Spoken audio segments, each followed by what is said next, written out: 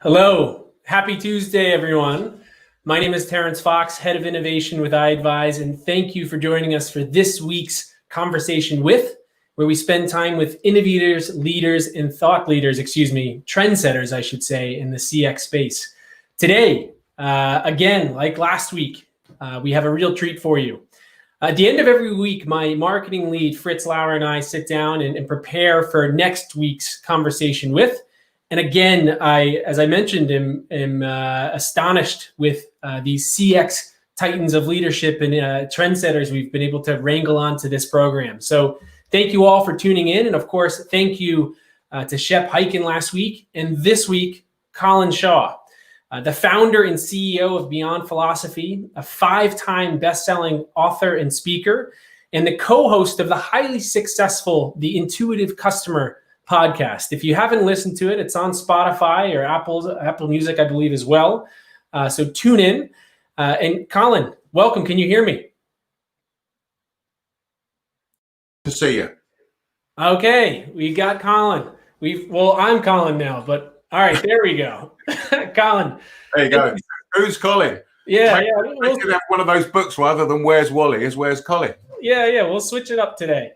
So thank you so much for joining, Colin. What did I miss? I know you like to fish also. I don't see any marlins hanging behind your head, though. Is there anything that I missed? No, I enjoy football. We were talking a bit about soccer before. But those are my main passions, and just being with the family in these COVID days. Yeah, a lot of time. And I think I may have told you already, I have an 11-month-old daughter. So if she tries to slap on the door, you'll know why I have to stand away for a second. Yeah. But Colin, I like to start these sessions, of course, with getting in your head a bit.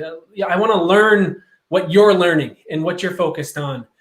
So typically the question is, what book are you reading now, or have you read recently that you've enjoyed? Anything come to mind? Yeah, it's actually this one. Which is Alchemy, the Surprising Power of Ideas That Don't Make Sense. This by a guy called Rory Sutherland. Rory's a vice chairman at Ogilvy. And he, like myself, he's big into behavioral science and understanding all those things. And he attacks it more from a advertising perspective. Ogilvy, obviously big advertising, but that's the one I'm currently going through. We actually had Rory on our show a couple of months ago now, and it was the Intuitive Customer. Okay. Yeah. So let's switch sides a little bit, Colin. You're a consumer. Yeah. Tell me about an experience you've had lately that was particularly memorable, and why was it? Okay, so the one that I would cite, it was memorable, but probably for the wrong reasons. And this was a digital experience. And this was, in fact, I'm just looking for them, but I think they're on my face. This was buying some glasses. Okay. I guess I was just disappointed with it. So this is a company called Glasses Direct. It's the first time I've done it. And basically, you go on. Good idea. They send you frames, so you get frames in the post. You can try the frames on. You choose the frame that you want, and you then send them your prescription and stuff like that.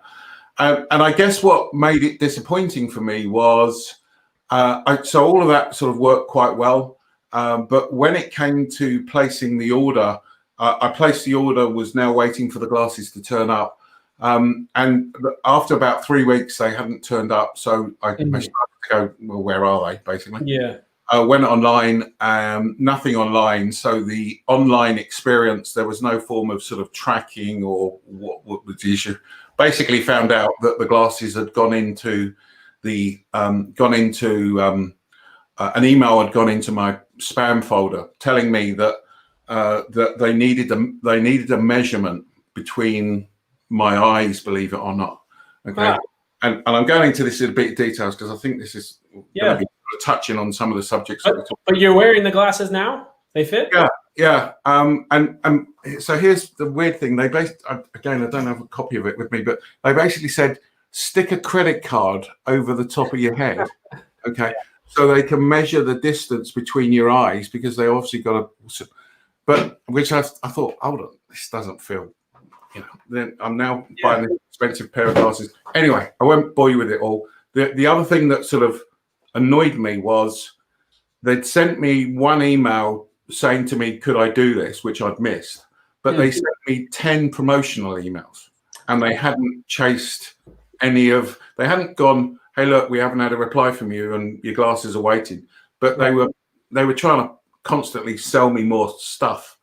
So I think it just shows for me sort of the internal nature of these organizations. And part of the learning for me is you can digitize the experience, but the danger is that you digitize it in a non-customer centric manner, and all you're doing is you're digitizing a poor experience, basically. And I've got other examples of that type of thing. So that's what I think is one of the big challenges, particularly as we go forward with COVID and the impact that that's having and stuff like that. And that's a big danger, I think. Yeah, well, and that's a good point, because of course we spend a lot of our time talking about the ideal channel to reach customers on. And our big pull is that there's only over 5 billion monthly active users of messaging today. Why are they engaging with you, Colin, over email? Is that an issue that's likely to keep happening? Well, funny enough, I did look for, I always look for the chat facility now to message back and forth. I had another interesting experience with Amazon a little while ago where I was interacting with a chat facility and a knife had broke that we'd bought, a kitchen knife, and I was trying to send it back. Anyway, it was clearly I was dealing with some automation, but then at some point they passed the chat over to a human being. Now, the point I'm trying to make is the human being then asked me exactly the same questions that the chatbot had asked me, which again goes, it's just like classic phone call, where you tell everything to one agent and then you have to tell it to the next agent that you passed on to. So the big danger is for all of those things is that you're just digitizing a poor experience, even in the messaging arena. Yeah, right. And I was talking to Shep Hyken about this last week. When you're speaking to a bot or to automation in that segment, you're not talking to a real human. So that loses that kind of authenticity and that human connection that, of course, you're looking for. So not only are you repeating yourself, but you've already had to deliver the information that was supposed to be used to arm the agent, delivering it again, which is obviously truly frustrating. Yeah, I think the issue for me is that, therein lies the future. Therein lies that's how things are at the moment. Right. But the way that I look at this is the challenge is to humanize the technology. So I don't know whether I'm talking to a bot or not. Right. Now, an interesting part for me was in one of the interactions I've had recently with a chatbot, the issue for me was I'd asked a fairly complicated question. Right. But it actually came back to me too quickly. So it made me realize I wasn't talking to a human being. Right. Now, on one side of it, you go, does it matter? Well, no, it doesn't, as long as I'm getting the information that I want. Yeah. But I guess the interesting part is you pick up these little subconscious signals, even in the speed of response that you get, where you can tell whether you're dealing with a computer or a person, basically. Well, so that's an important talking point also, Colin. And I'm going to just enjoy this tangent as long as we decide to take it. But I know you had on your Intuitive Customer podcast recently a segment on trust. And part of it was, being upfront. I think one of the 5 rules you shared, it was authentic, tell them what you're going to do and do what you're going to do. Be consistent was another. But there was a portion of it where you mentioned, Colin, that, be upfront, right? So how do you feel about that potentially ambiguous scenario where a visitor doesn't know if he's talking to a bot or a human?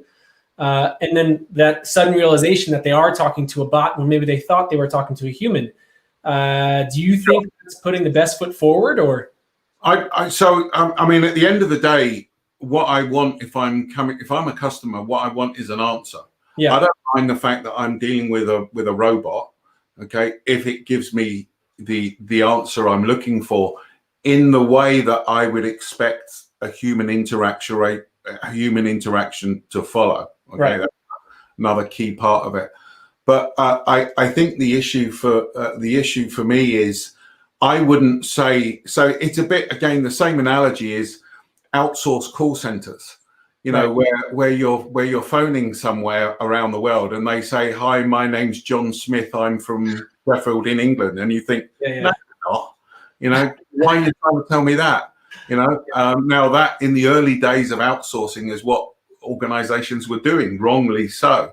So I think, you know, there's no reason why you can't say, "I'm on this chatbot and, you know, welcome to Marvin the paranoid android." Right. I'm happy to ask the questions.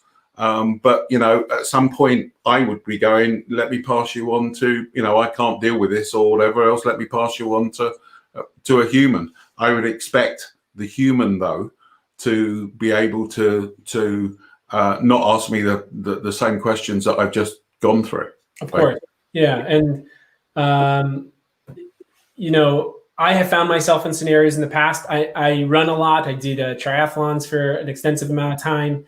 And I'll talk to someone who in that scenario is John Smith, and they'll assure me that they're able to help me. But then when I really get down to it, I need to know if the heel-toe offset on this running shoe is of a certain amount, or else I'm going to sprain my ankle, which is an issue I have. Sure. And then we get into that beyond superficial level of product detail, and suddenly they don't have it. Sure. So yeah, I have certainly seen that myself as a consumer. But I think that's where, again, you then go to, where does the future lie? Right. You then realize that what actually happens is the bots are taking off, rightly so, the lower end of the interaction with a customer, which is giving the agents to deal with those higher level, more valuable interactions. Now, clearly, with the advances of technology, at some point, you know, that boundary where it shifts from bot to human is going to, you know, increase and increase and increase. But there's got to be some points where you actually, I don't want to be talking to a robot if I've got a real issue that I'm upset about. Right. So again, by definition, it means that the robots have got to determine how emotional that customer is getting and when to shift it over to someone. So let's get right to what I'd like to discuss as my next talking point. I think it was 3 days ago. You had a podcast with your co-host. I don't want to forget his name. Is it Brian? No, Professor Ryan Hamilton. Ryan Hamilton. And you guys have a nice, you use this word a lot in the conversation. You guys have a nice synergy amongst the two of you. So it's a very good conversation. Although Ryan is a professor, he also used to be a stand-up comic. So we just have a bit of a laugh when we're doing it as well. Yeah. But this session was on customer science. Yep. And you had an analogy that and you were doing some real forward thinking here, imagining this to be the future. But your analogy was what the iPhone did for several different functionalities, whether it's, you know, maps. I think it was MapQuest I used to use a lot. You know, messaging, phone calls. It consolidated it into an all-in-one. And your analogy was just that for customer science, right? It's now going to be what we learned from, you know, Colin's Echo in his kitchen. And I think you used your doorbell. How many times is his doorbell ringing a day? Does he have a kid? Yep. All of this is going to be packaged for customer science to help brands make the right decision and how to engage and how to personalize. Yeah. When and how are you seeing brands start to adopt this today? Of course, we have Amazon in that example, but, you know, as someone for some smaller brands, what are you seeing? I guess is what I'm looking for. So what I'm seeing is the analogy I would draw is this is a bit like when I started doing customer experience stuff. So I literally wrote one of the very first books on customer experience. So the point I'm trying to make is back in those days, nobody really ever heard of the topic, and it's a bit like customer science, right? People are probably sitting there listening to this thinking, what in the hell's that, basically. What I'm starting to see is that fusion, of three things, which is technology, and particularly AI, big data, okay, and behavioral science. Now, behavioral science is effectively understanding how people make decisions and the fact that people are not rational people. So one of the things that we talk about on the podcast is we go into all of this understanding customer irrationality and understanding why people do things that they do. Okay. And I guess like the iPhone, and I was making the point that like the iPhone, what struck me was I always remember watching a video with Steve Jobs where he was talking about how they created the iPhone. And I always remember him saying, the touch screen on an iPhone, that technology he didn't invent. That was sitting in Palo Alto, and all he did was see it and suddenly went, bloody hell, I could use that along with this, and this to create an iPhone. Right. So what I'm seeing is, and what a proponent of this, although there's an interesting sidebar, a proponent of this is Amazon. Okay. Right. Think about the data that you can now collect. Okay. And you think about what Amazon know about you. And again, we talked about this in the podcast, but briefly, they know what I buy. They know the groceries that I buy because I buy some groceries on there. They know, as you say, how many times the doorbell's rung. They know, when I talk to the Echo and ask it what time, what radio station. You put all of that lot together, and you can start to look at behavioral segmentation, and you can start to analyze really the underlying traits of why people are doing what they do. Okay. Right. And you couple that with AI, and you couple that with big data, and suddenly it becomes a really powerful tool. Okay. And one of which is, that Amazon, I think, are in the forefront of doing those things. I think the challenge is that so big data is not new. Okay. Right. Behavioral science isn't new. AI isn't really new, but it's the fusion of those three things together that for me create this phrase customer science that I've started to hear people talk about. And I think that, the fusion of those three things together, I think is going to be exceptionally powerful. And when you think about those things, and sorry, you can tell I'm passionate about it. No, this is good. Yeah. When you think about those things, one of the things I always say is, repeat from Disney is, Disney know that when they ask customers what they want to eat at a theme park, Disney know that people say they'd like to have a salad at a theme park or an option of a salad. Right. Disney also know that people don't eat salads at theme parks. They eat hot dogs and hamburgers. So there's a big difference between what people will tell you they do, right, and what people do. Right. Okay. So not to talk politics, but back in 2016, not everyone was saying that they were going to vote for Trump. Okay. But the next day it suddenly become, the reality, as it were. Right. So what I'm saying is that what people tell you and what people do can be different things. So how do you find that out? Well, you find it out in the data, which is the big data. Yeah. Right. But the key is you can't just look for it. You've got to understand what you're looking for. Does that make sense? Yes, it does. So how do I interpret this data? Well, I need to have behavioral science to interpret this behavior, to be able to look at it in a different way. And that's what, Amazon are doing. They've got behavioral scientists that are looking at the data to see how people are doing, what they're doing, why they're doing it, how that therefore applies to segmentation, therefore what offers to give to people, and so on and so forth. Yeah, I wonder. I wonder what you're going to have in your cart just from this conversation and your echo hearing you in the background. Or Well, what's your suggestions? yes, that's the challenge, and we all know that when you go on and look for something, then the adverts follow you around for the Yeah, next 20 days, basically. right. So yeah.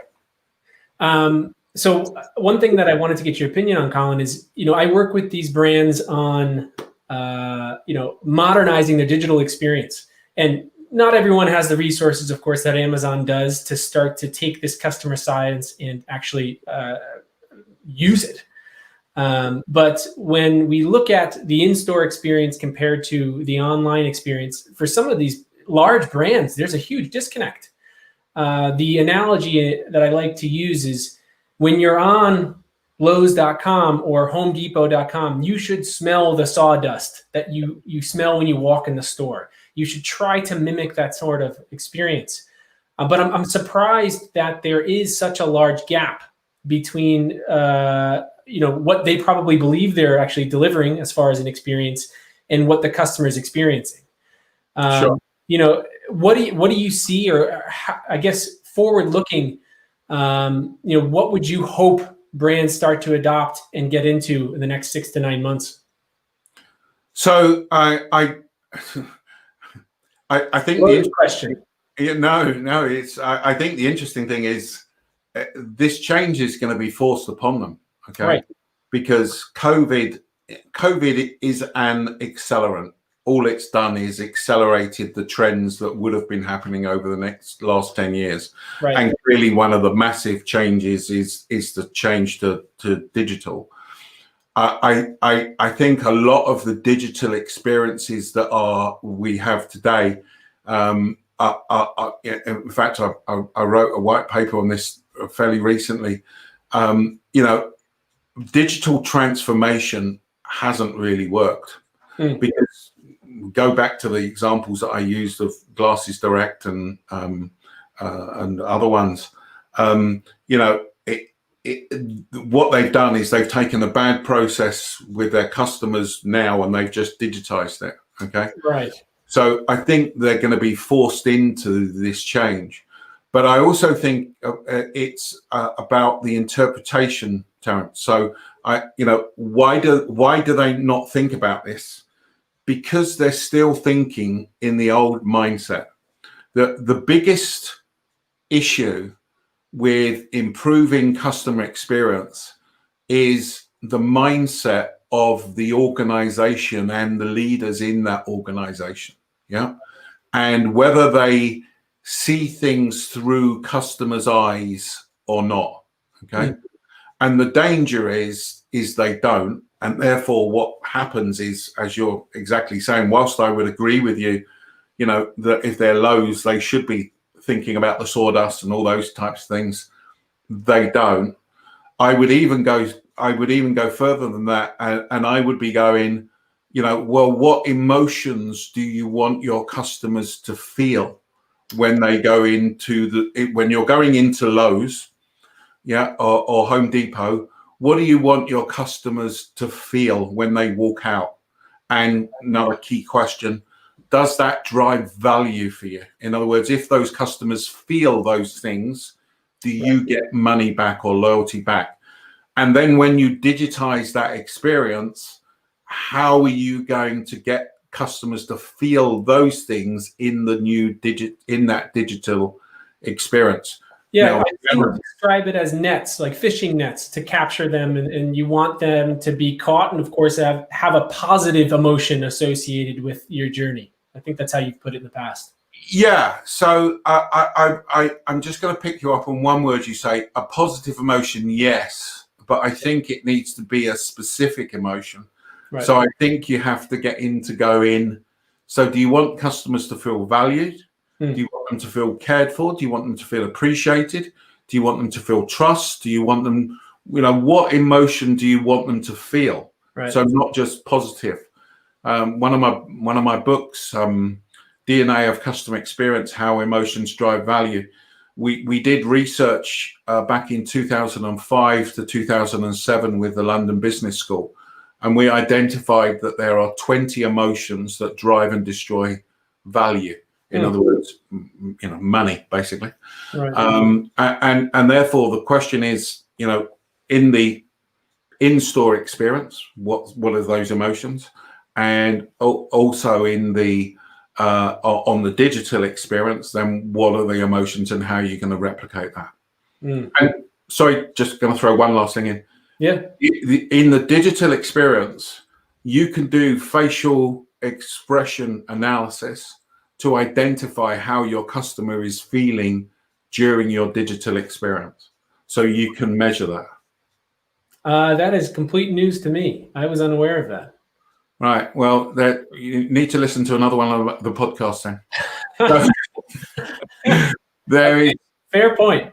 So there's two things. There's facial expression and facial recognition. Facial recognition is I see that this is Terrence there because I recognize your face. Right. Facial expression is if I'm sitting here having a digital experience and something happens and my eyebrows raise. Right. You can get software that tracks the fact that your eyebrows have raised, and in this part of the experience, therefore there's something that's happened, and it can basically track something like 8 different emotions, both positive and negative emotions. And therefore at the end of it, you can go, here is the customer's digital journey. Yeah. And this is what the emotions are that they are feeling at these points. Your eyebrows raised throughout. Yeah. And so these are the micro expressions. So it can be literally your pupils dilating or increasing, or a bit of a smile come up, or a frown, or whatever else, and it's picking up. You go back to this. It picks up my facial recognition. It knows whether it's me. It's all it's doing. It's the same technology. Yeah. So Colin, let's do some. Let me put you on the spot because this is an impossible question to answer. So that's why I ask it. H1 2021, we've accelerated now into digital, right? We've been forced to. I've mentioned on a few of my previous live streams, more shoppers than ever are in their sweatpants, sitting on the couch on your website, and your website is the face of your brand at this point. What can you tell us about what you're imagining next year to look like, maybe even the first half? And do you see any larger changes or things coming our way? A tidal wave, we can call it, in the distance? I think that the tidal wave is, maybe I'm just going to coin the news phrase here, but it's digital transformation 2.0. But so in other words, undoubtedly, it's going to be about people digitizing things much more than they have done. Right. But undoubtedly, what we're also therefore seeing is how people go about that. So there will be a group of people that plow a load of money in that into the transformation and it won't work. There'll be another group of people that talk about this sort of more scientific approach to things, and that's gonna change. So the clock isn't gonna go back, but it's the key part for me is the key change should be how do organizations start putting that emotional content into their digital experience, and how can they use that data to understand customer behavior and segmentation in a much deeper way. Now, to make sure I understand, differentiating from just the digital investment, you need to make sure the emotion is there also. So the issue is that when you're talking about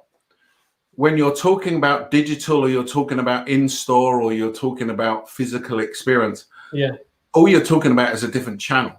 Right. The customer, me, I'm a person and I feel things. Okay.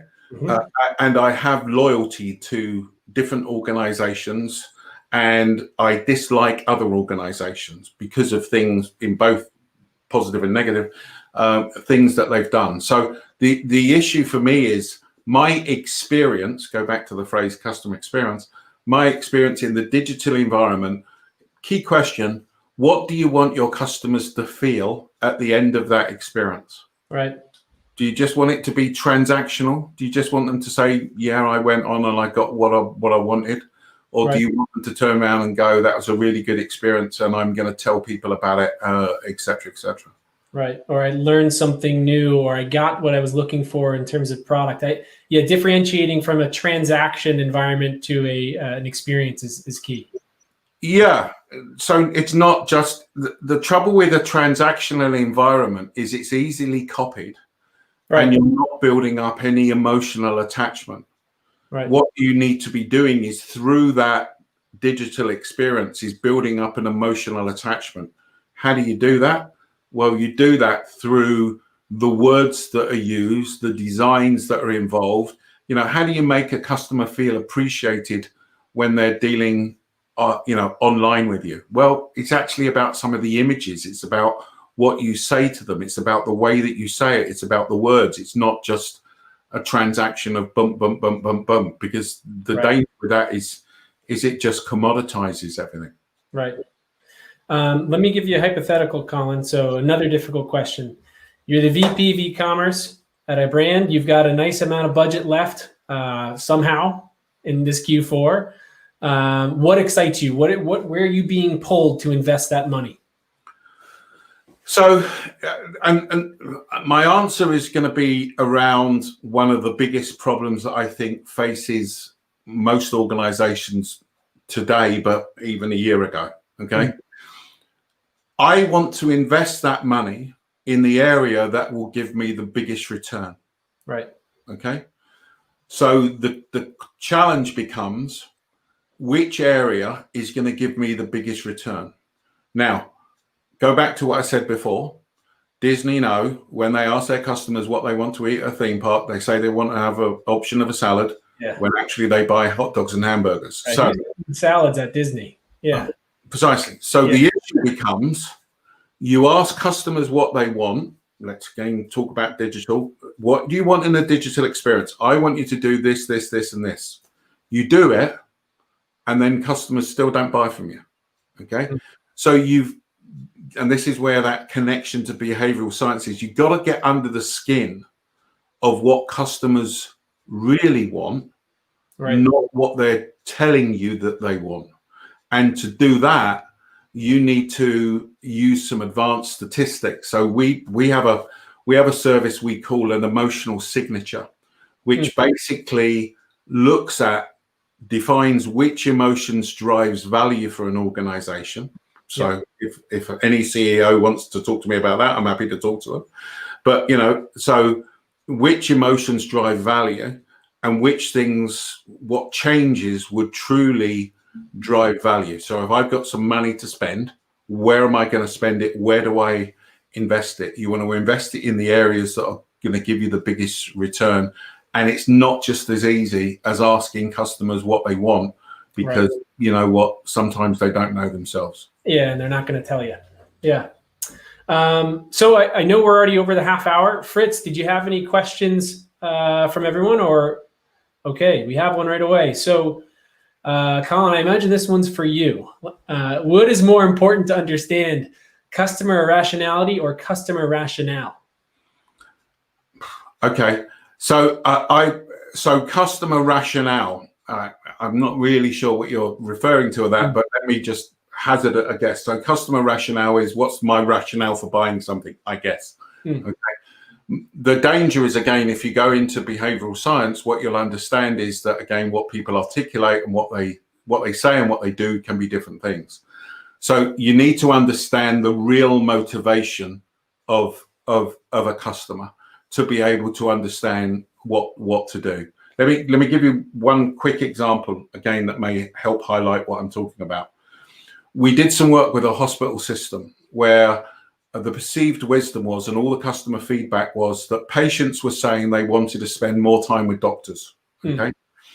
And so now think about that. They want to spend more time with doctors. So you increase the amount of time that they spend with doctors, which means you need to get more doctors on board, blah, blah, blah, blah, blah. Right. What we discovered through this emotional signature was that actually it wasn't that they needed to spend more time with doctors. What we did through this research was to find out that what the patients were really saying was they felt that the doctors weren't listening to them. Okay? there is a big difference between the doctors not listening to them, which manifests itself as saying, I want to spend more time with them, because they thought if they spend more time with them, they'll listen to them more, and you're listening to them. So you've got to get under the skin. And therefore, to answer the question, I would say it's understanding that customer rationality and why people do things. Fritz, that is all. So, Colin, we might get a few more with all the viewers after the play, but I'll keep you, of course, updated on that. Thank you so much for joining us today. Not at all. One anecdote before you go. I was impressed with a digital experience lately. I don't have glasses, but to use my wife's paintings that she puts around my house, I was on, I think it was Glasses USA or Warby Parker, and they actually will allow you to see what the glasses look like on your face. So I started testing it out on the animals on our walls in our house. And I thought that was pretty neat. For someone who doesn't own glasses, I could imagine it being helpful to see what they look like on my face. Yes. So worth checking out. There's still a human thing of going, I want to physically see them. So I wouldn't dispute that's a good thing. Right. But, you know, if you're going to then spend, I don't know, $300 on a pair of glasses, you want to make sure they're the right thing, or the policy is that they'll take them back. Yeah, and they didn't have you put your credit card on your head with your numbers facing out, right? You talk about trust. How does that make me feel like I'm trusting if I'm putting a bloody credit card onto the top of my head? I mean, it's crazy. Yeah. Well, Colin, thank you so much for the time. It was a pleasure having you. And of course, we'll keep you updated with questions. If something rings up the ladder, we'll let you know. Great. Nice talking to you. Thanks a lot. See you. So thank you all for joining today. And obviously, that was a pleasure. Thank you, Fritz, for cutting me out and cutting me in. A pleasure to have Colin Shaw here. Again, I think he was recognized as one of the top 50 LinkedIn most influential business leaders. Obviously, best-selling author and speaker, and founder and CEO of Beyond Philosophy. But check out his podcast. As he mentioned, he's a co-host on the Intuitive Customer Podcast.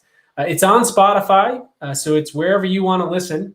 And they actually segment by topic. It's pretty interesting to go through and find the topic that you find most relevant for your business. And again, Colin is a true mastermind and leader in the CX space, so I'm sure you'll find something valuable. Thank you all for the time. Make sure you like and follow us, and stay tuned for next Tuesday's live stream at 11 Eastern time. But we'll continue to badger you with updates on that. Thank you all.